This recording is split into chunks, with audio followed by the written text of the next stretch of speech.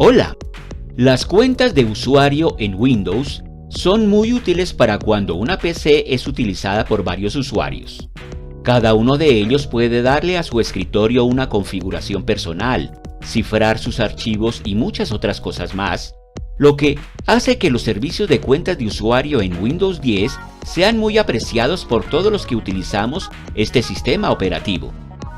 Pero hay una característica en él que nos lleva a cometer algunos errores de configuración, haciendo que nuestra PC quede bloqueada para los privilegios de administrador.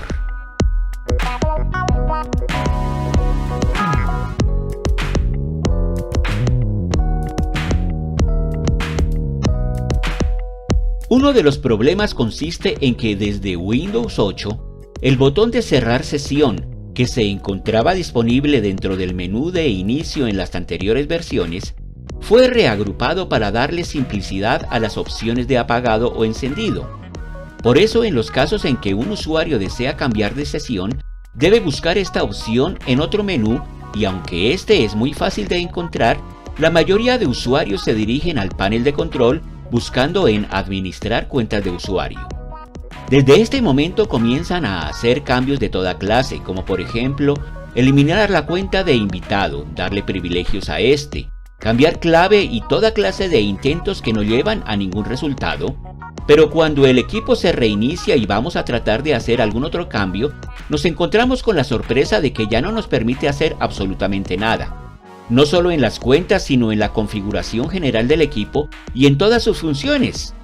Cuando pregunta si deseamos que alguna función o programa haga cambios en el equipo, el botón de sí simplemente ha desaparecido totalmente, porque la cuenta de administrador también ha desaparecido o no nos deja ingresar a ella por más intentos que hagamos por deshabilitar este bloqueo. Esto también sucede cuando tenemos sincronizado nuestro equipo con el correo y hacemos cambios de clave en Outlook o agregamos a este nuevos usuarios. Al suceder esto, ni siquiera podemos llegar al escritorio, pues ninguna clave que ingresemos sirve para abrirlo. La única salida que nos queda es formatear nuestro equipo o ingresar algunas líneas de código al setup, ya que ni siquiera la función de restaurar queda habilitada, por lo cual tendríamos que llevar el equipo a reparar.